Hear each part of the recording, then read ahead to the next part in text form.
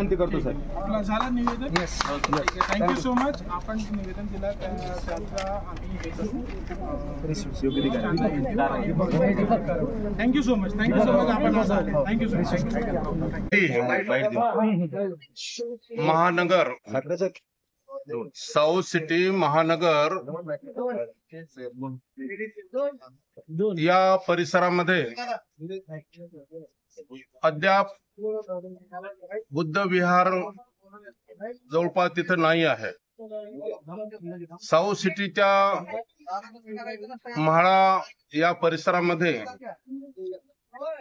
जेवढे काही खेळण्याचे मैदान आहेत त्या सगळ्या मैदानांमध्ये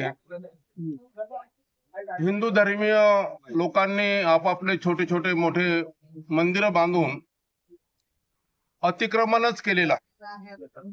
मग एक बुद्ध विहाराचं जर अतिक्रमण होत असेल तर एवढं यांच्या पोटात दुखण्यासारखं काही कारण नाही. खरं तर त्यांचेही कार्यक्रम तिथे चालतात, बौद्ध धर्मीयांचे कार्यक्रम चालतात. आताच आमचा वर्षावास कालखंड होता. त्या कालखंडामध्ये कुंदन लाटे आणि बौद्ध भिक्षू संघाला बोलवून विधिवत परित्राण पाठ घेऊन बुद्ध आणि त्याच्या धम्म या ग्रंथाचं पठण केलं.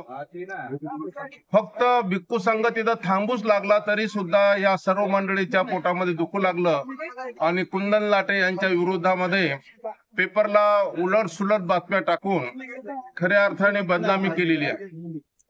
तर प्रशासनाने सुद्धा याकडे लक्ष द्यावं आणि अशा पद्धतीचं कुणाची बदनामी होणार नाही आणि कुणाला उगीच टार्गेट केलं जाणार नाही असं या ठिकाणी मी नमूद करतो. भविष्यामध्ये जेव्हा केव्हा सिडकोकडून परवानगी मिळेल तेव्हा जो प्रोजेक्ट असेल तो पुढे होईल. परंतु आता फक्त तात्पुरतं वंदना पूजासाठी तो हॉल तो मैदान आहे त्या मैदानावर असं काही बंधन करता येत नाही.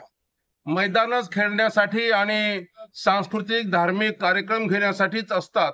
तर त्या दृष्टीने तिथं कार्यक्रम होऊ घातला होता.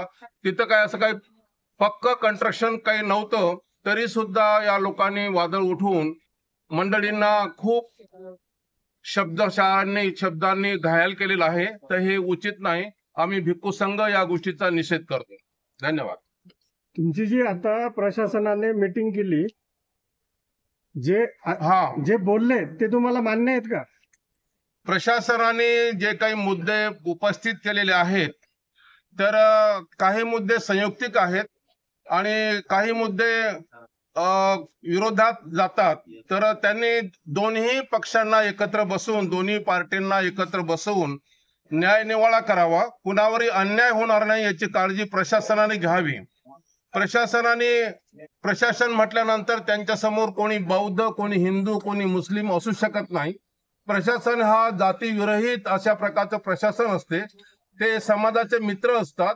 तो कोणत्याही समाजाचा माणूस असतो त्यांनी प्रामाणिकपणे अकॉर्डिंग टू कॉन्स्टिट्यूशन घटनेच्या आधारावर त्यांनी न्याय द्यावा अशी अपेक्षा राहील. सिडको महानगर 2 साऊथ सिटी या ठिकाणी बुद्ध व त्यांचा धम्मग्रंथचं वाचन बौद्ध अनुयायी दरवर्षी त्या ठिकाणी करतात आणि याही वर्षी ते करण्यात आलेलं होतं. परंतु काही समाजकंटकांनी त्या ग्रंथाचं वाचन या ठिकाणी चालू का केलं? आमची VIP वसाहत आहे आणि या ठिकाणी आम्ही तुम्हाला बाकीचे कार्यक्रम करू देणार नाही असं म्हणत टार्गेट करण्याचा प्रयत्न केला होता आणि आमच्या माता भगिनींना त्या ठिकाणी अश्लील शिवीगाळ वगैरे वगैरे करत आज पुण्यनगरी आणि पुढारी या 2 पेपरने आमच्या समाजाची त्या ठिकाणी बदनामी केलेली आहे. बुद्ध आणि त्यांचा धम्मग्रंथ वाचन त्या ठिकाणी चालू आहे आणि त्या ठिकाणी पुढारी आणि जो काही पुण्यनगरी आहे पेपर त्याच्यामध्ये असं छापण्यात आलेलं आहे का धम्मग्रंथच्या नावाने गौतम बुद्धाच्या मूर्तीसमोर हे लोक तिथं नशा करतात, गांजा पितात आणि महिलांना आमच्या सतावतात वगैरे वगैरे. बौद्ध विहार हे धम्माचं केंद्र आहे. त्या ठिकाणी धम्म शिकवला जातो. त्या ठिकाणी नागरिकांना नियम शिकवले जातात. त्या ठिकाणी असला कसल्याही प्रकारचा या ठिकाणी कृत्य करण्यात येत नाही. हे कृत्य जे बोलतील ते लोक करत असतील.